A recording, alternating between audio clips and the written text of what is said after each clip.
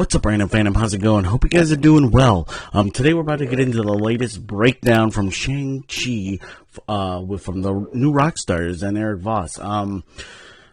Saw Shang Chi Thursday in one of the very first showings, and a lot better than I was expecting. So, yeah, let's get into this breakdown, and we'll have my thoughts throughout and probably afterwards, but I'll probably pause it to, have a thought after he, breaks down a certain scene or something. So let's get into it. Welcome back to New Rockstars. I'm Erik Voss, and Shang-Chi and the Legend of the Ten Rings introduces a new Avenger to the MCU, deeply rooted in mystic mythology, unafraid to pose cryptic questions about the monsters in the shadows of our dimension, and the wonderful weirdos Wong has been hanging out with. I'm going to break down this film, scene by scene, for all the deeper layers of meaning and the Marvel Easter eggs that you might have missed. The film opens on the black flag of the Ten Rings, the army of Wenwu, played by the great Tony Leung, who possesses the Ten Rings. Good actor, very good actor. The MCU since the beginning. The terrorist network who kidnapped Tony Stark in the first Iron Man, the operative who aided Ivan Vanko in Iron Man 2, the weapons buyer in Ant-Man, and of course, iconography appropriated in Iron Man 3 by Aldrich Killian and the false Mandarin, the paid actor Trevor Slattery, who actually returns in this film after being extracted from Seagate Prison by forces of the true Mandarin in the 2014 short film All Hail the King, now viewable on Disney+. But here, I thought that was actually really cool how they brought him back and whatever. It's like his character was kind of funny in Iron Man 3, but like them bringing him for this movie unexpectedly was really, really neat, and he was like one of the best things about the movie. So here on this flag, the Ten Rings logo has had its central weapons replaced with the hook swords used by Wenwu's warriors. And within each of these rings is a character from an ancient Chinese calligraphy known as seal script. Going from the top, it means power or authority. Clockwise to the right means physical strength. The third means strong or robust. Yeah, a lot of these translate to some version of strength or power, kind of like the Ten Rings.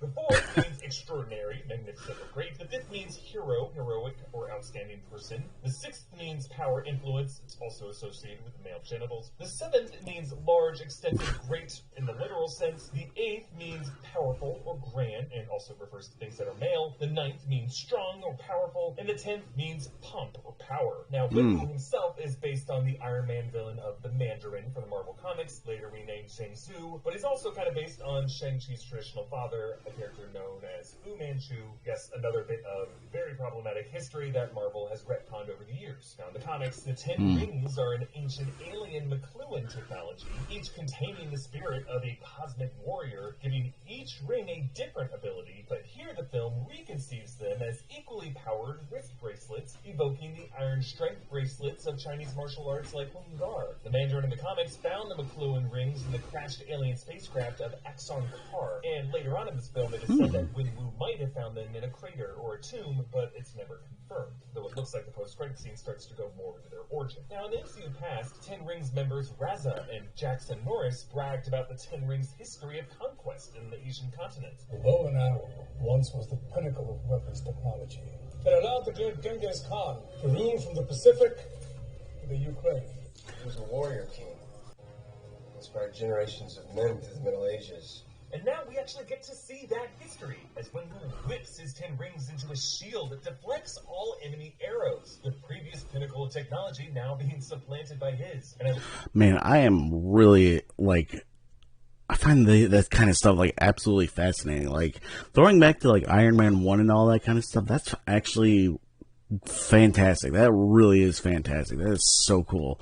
Love the shot where he extends his rings, hovering from his fist like a collapsible baton, just like we saw Norris use in All Hail the King. Now, the film returns to these extensive flashbacks throughout the narrative, so for now, just to stick with the chronology, Wenwu travels through a bamboo forest and discovers a clearing guarded by Zhang Li, Paula Chen's character, who duels him in this beautiful acrobatic ballet with movements that are actually based on Tai Chi. Contrastingly, the combat style of Wenwu and the the style that he trains his son and all of his warriors, is based on Wing Chun, a traditional southern Chinese kung fu, but Zhang Li's style reigns supreme as she knocks him off balance. Her fighting style incorporates airbending, something the people of Ta Lo seem to be skilled at, and it gives them a special connection to the earth that Wen Wu's mastery over tech that is actually alien from another world can't really compete with. She's literally on her home turf. It's a lovely story that we get to see, and it's a genre referred to as WUXIA. You may have also seen it in titles like Crouching Tiger, Hidden Dragon. Yep. It refers to mythological romances set amidst picturesque natural landscapes. The cinematographer of this film was Bill Pope, who actually shot The Matrix. And you can see the parallels in the warm color tones and the wire work, and the way Zhang Li dodges the rings almost as if in bullet time. Now, the rings glow blue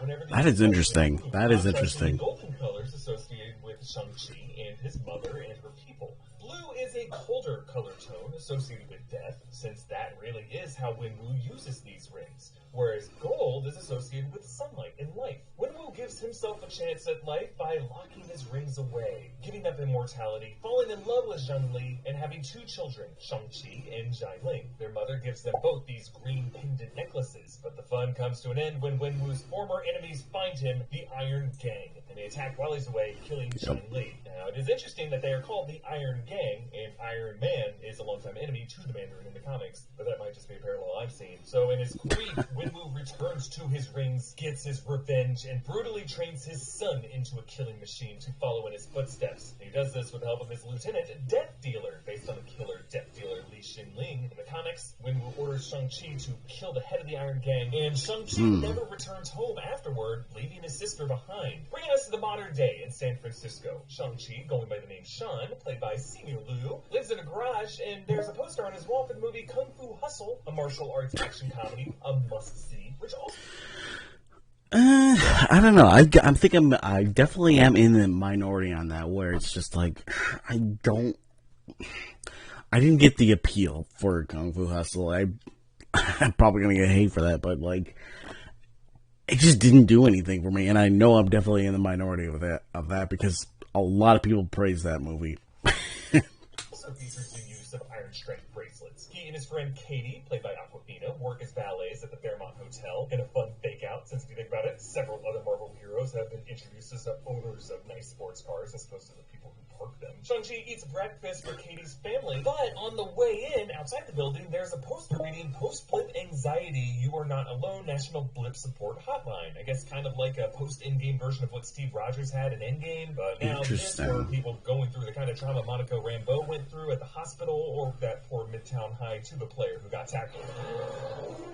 There's also a poster for something called Blip Sync, which, according to interviews with the screenwriters, is a dating app for those who were blipped. Good luck getting them to be honest about their ages. He mistakenly sits in the seat of Katie's grandmother's late husband, and Katie and her mother debate the importance of superstitiously clinging to the memory of dead loved ones, which is our first hint at this movie's deeper theme of ancestral grief. Shang-Chi, as a character, wants to escape the bloodshed of his ancestry, while his father lets his grief drive him mad and threaten to spread literal soullessness across the world. So Shang-Chi must learn to channel his pain from his father into something different, something positive, which is an idea director Daniel Destin Cretton said was key to his own journey of self-discovery while crafting this film. These rings symbolize that ancestral weight, dragging Wen Wu down, but when transferred to his son, they change color and become a force for good. Katie tells Shang-Chi about her art of confusion defense tactic, which is randomly singing the Eagles Hotel California. Ironically, Katie and Shang-Chi work at a hotel in California where they may feel like they, in the words of the song, can check out anytime they like, but they can never leave. Now, they sing Aladdin's A Whole New World in karaoke, reflecting their escapist fantasies of trying to find a whole new world. But then in the post-credit scene, they hilariously come back to Hotel California with Wong, because as he said, there's no turning back. They're now trapped in this Avengers Crisis world, and they can never leave. Katie and Shang-Chi get jumped on a bus with amazing stunt work that keeps your eye on the real object of this fight, not Shang-Chi himself, but his necklace. Meanwhile, in the early rounds of the fight, you'll notice Razor Fist glowers at them from the back of the bus, with fighter Florian Montianu playing the assassin from the comics. Watching this all go down is comedian Zach Cherry as Cleb. Yo, what up, y'all? It's your boy Cleb, coming at you live on the bus. I actually did take a little bit of martial arts as a youth, so I'm going to try and grade this fight as we're going. This same guy previously appeared in Spider-Man Homecoming, he told Spider-Man to do a flip. Okay, Spider-Man, go flip. Oh, that's interesting. And then That's after cool. that movie came out, Zach Cherry went on Stephen Colbert pushing a campaign for Do a Flip Guy to get his own MCU spinoff. So That is cool. Come back here. Now look closely at the comments on Clev's live stream. They include at Capiopia saying these dudes are regretting their life decisions. Then at Anti-Darkness saying unreal with a purple background. This could be Auntie Agnes, aka Agatha Harkness, often clad in purple. Not really sure what her reality is because at this point over in Westview, she's stuck in a trance after Wanda Maximoff left her there in the WandaVision final episode. And then there's Climbing Guy 3000 who says, I literally can't even. This could be an alias of Peter Parker who loves climbing, and it could be shouting out the guy who loved us 3000. You'll also notice how several of the commenters praise Shang-Chi's fighting skills, calling him Bus Boy, which is a bit of viral fame, similar to how Peter Parker initially got the attention of the whole world and of Tony Stark in online videos just like this. He was a boy literally also saving a city bus. And after he takes down a few of them, the extra award goes to Jean Jacket here, who crosses her arms until the guy falls and her eyes bulge out at Shang-Chi. Now, contrasting the more hilarious type choreography of his own, I gotta say, that she's probably one of my favorite extras in any movie ever now, because that was good. That was hilarious.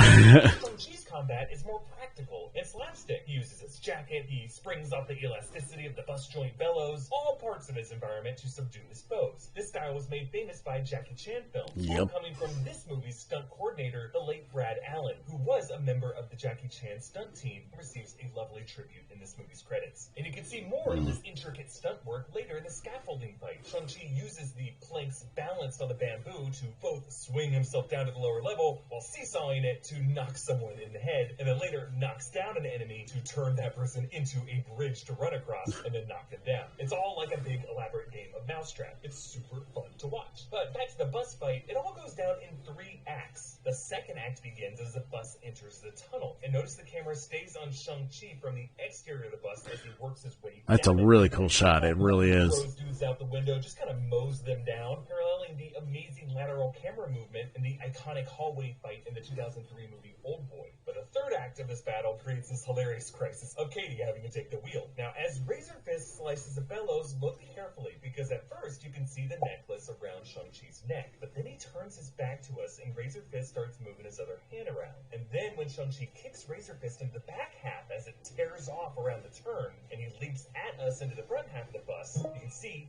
Shang-Chi's neck is bare and his necklace is now gone. And that must have been the moment Razor Fist snatched it, but Shang-Chi doesn't realize it until later. Now, at dinner, their friend references the blip when she says they live in a world where anyone can disappear at any moment. So again, yes, this is set after Endgame. And notice how Shang-Chi wears a Silmar High School shirt that, on the back, says Class of 2017. So, if 10 years have now passed since Shang-Chi ran away when he was 14 years old, if he graduated in the year 2017, that would set this movie in July 2024 by the Jazz Music Festival ads on the bus. So that's at almost exactly the same time as Spider-Man Far From Home when he was in Europe, and also allowing us to conclude that Shang-Chi, to be this old, must have survived the snap and must have had to age during those 5 years. Shang-Chi follows a postcard leading him to Macau, along with Katie, to this cage fighting club owned by his sister Shai Ling, but operated by Ronnie Chang as John John. This club is called the Golden Daggers Club. Now, the Golden Dagger was a name from early Shang-Chi comics, Master of Kung Fu number 44, and it was the name of one of Fu Manchu's subsidiary groups. Now, in the various low-level fights in the rooms in the background is a sumo wrestler. There's also a female warrior. We know stunt actress Jade Ju returns in this movie after she played a Black Widow agent in the movie Black Widow. And in the credits, she is credited as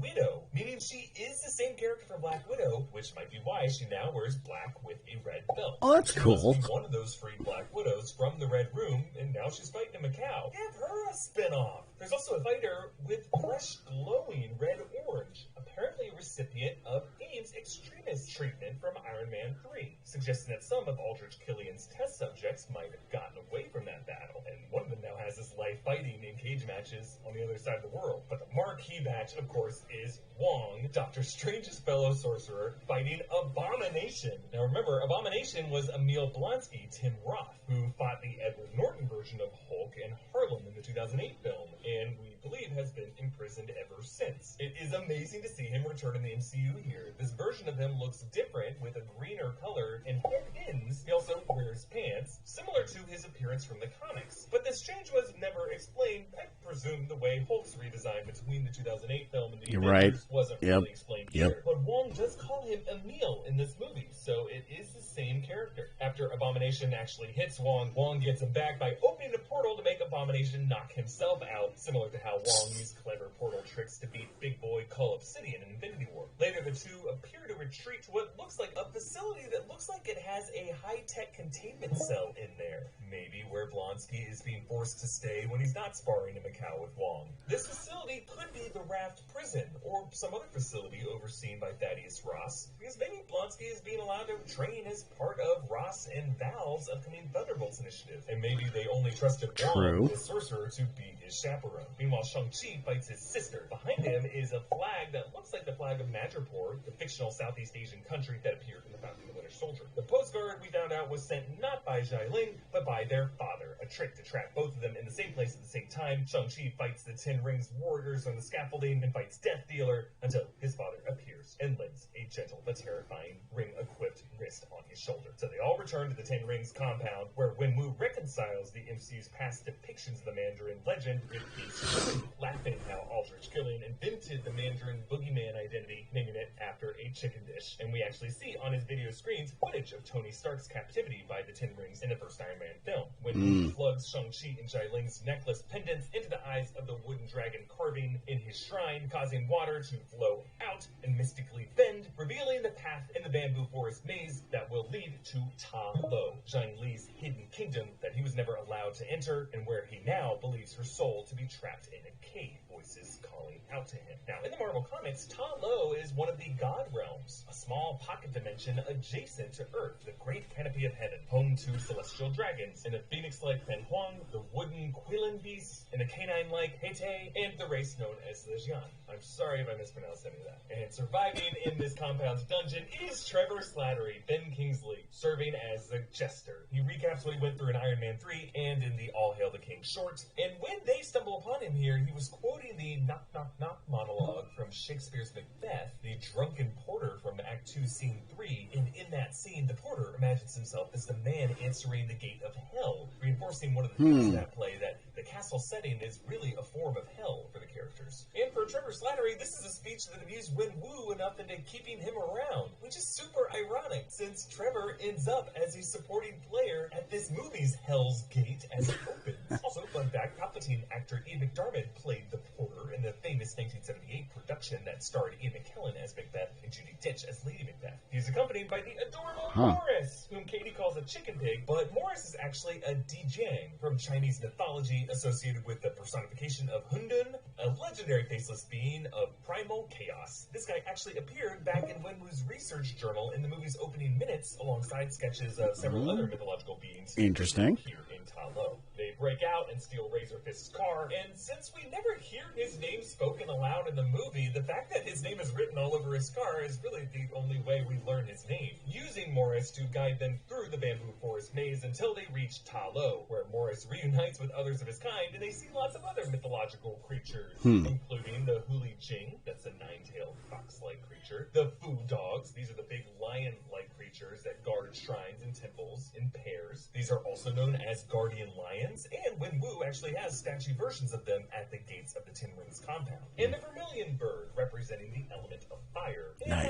Nice. This horse with the face of a dragon is the Longma, which really just translates to horse dragon. Seeing one of these is supposed to be considered an omen of a legendary sage ruler, which, if you think about it, both Shang-Chi and his sister Xialing will evolve into by the end of this film. The Ta Lo people are led by Guangbo, played by Yuen Ma, legendary Hong Kong actor and stuntman who worked with Bruce Lee in the 60s and 70s with that's films cool. like Fist of Fury and Enter the Dragon, and the popularity of Bruce Lee in particular is one of the big influences of the Shang-Chi comics of that time. Among the people of Ta Lo is Michelle Yeoh as Jiang Nan, Li's sister, who explains how they are connected to this benevolent dragon that they call the Great Protector, who for them has fought off a demonic entity from another realm that, along with its smaller tentacle drones, feeds on souls. Now, the creature is only ever given the name of Dweller in Darkness, and Nan explains how it fed on their vast cities that spanned alternate realms beyond this world. This is the beast trapped behind the seal, who has been in Wenwu's head, disguising himself as the voice of his deceased wife, which is similar to Lovecraftian monsters like Cthulhu and Nyarlathotep, who form psychic telepathic links with mortals, driving them crazy.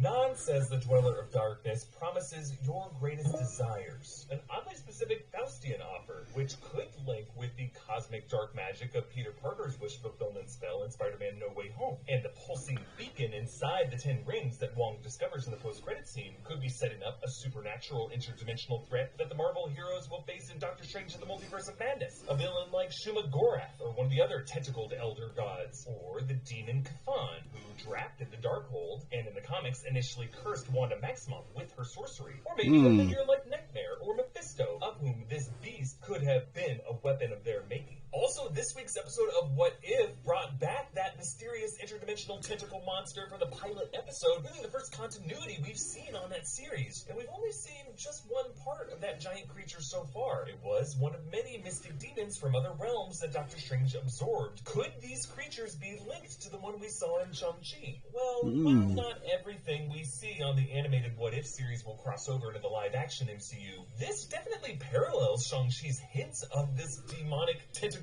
monster from other realms trying to absorb life forces, and it would not surprise me at all if Doctor Strange in the Multiverse of Madness ends up establishing this soul sucker and the What If monster as part of the same family of Elder God-esque beings, if not the same creature. The seal, we learned, is formed from dragon scales of the Great Protector. Dragon scales also form the armor and the weaponry of these Ta Lo Guardians, and Shang-Chi receives his comic-accurate suit, a fabric made of these same scales, which, along with Xia Ling's new clothes, Really were cool. left to both of them by their mother. And Nan carries that legacy of her sister by training Shang-Chi in that Tai Chi style that his mother used to defeat his father Wenwu, by opening up his fist into an open palm, and setting up Shang-Chi in the final battle to defeat his father using that same kind of dance and beautiful eye contact that we saw in that earlier scene. Also, in this training dojo here, the base of it is windy and serpentine, the body of the Great Protector, showing how in this setting they are bound by the dragon's protection. They train up to gracefully That's cool. fight with Wenwu and his forces, who arrive, leading to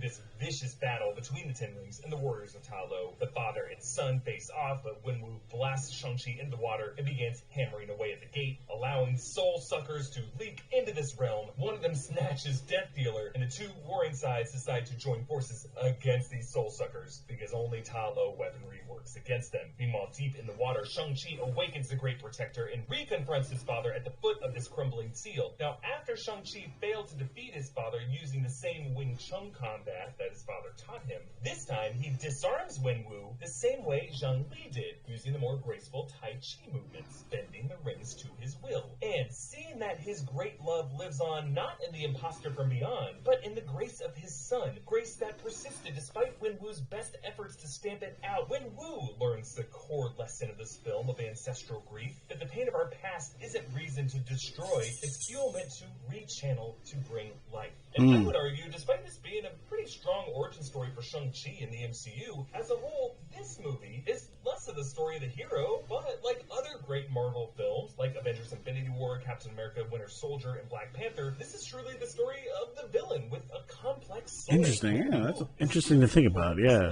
And it makes it a more captivating story, in my opinion. Meanwhile, Slattery hilariously plays dead, Morris joins him, all while the rest work together to take down the Mega Soul Sucker, including an amazingly lucky arrow hit by Katie. They send lanterns out in the water to memorialize the fallen, and they leave it to Xia Ling to dismantle the Ten Rings network, but as we learn in the second post-credit scene, she actually takes over the throne and expands the Ten Rings operation to Interesting. serve in either a sequel or a Disney Plus series. I personally hope to oversee a fighting tournament of eccentric That'd be really cool. Katie tells their friends over drinks that Shang-Chi defeated the monster by doing a Kamehameha fireball. Of course, it's not a Dragon Ball Z, and yeah, that is kind of the move Shang-Chi used to kill it. And after not being believed by their friends, Katie and Shang-Chi are summoned by Wong to join them in the Sanctum Sanctorum, where in the post-credit scene, they meet Bruce Banner and Captain Marvel, learn of the pulsing beacon in the rings, all of which I went into in another video. But I love how the closing image of this film has Shang-Chi joining Wong through a portal ring, a way of showing how when these rings glowed blue,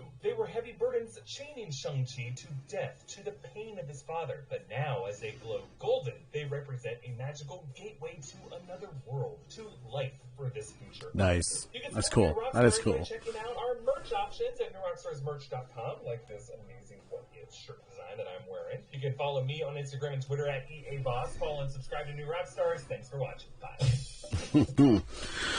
Man, yeah, like that last part, like I'm still thinking about like how Bruce Banner is himself again. Like, I'm kind of wondering if they're gonna explain that in the She-Hulk thing, because I'm trying to wonder, like, is it, what did it take place before that when he before he ever did that, or what? I don't know. We'll have to figure that out.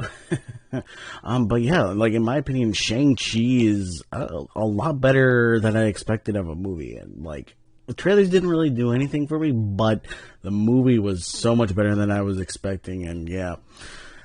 Anyways, guys, that was my reaction to the breakdown of Shang-Chi. Just want to say, if you are new here and you made it to the end of the video, you can go ahead and check out my channel for other reactions like this, trailer reactions, top 10s, movie reviews, and a bunch of other film-related content. I have a Patreon if you'd like to support me over there. I give early access to videos. I have a Twitter where you can follow me and get updates to the vids and me talking about my favorite movie news and all that kind of stuff. And I have a Discord where you can join and interact with me and a bunch of other people. So I just want to say one last time, I appreciate you all. Stay random.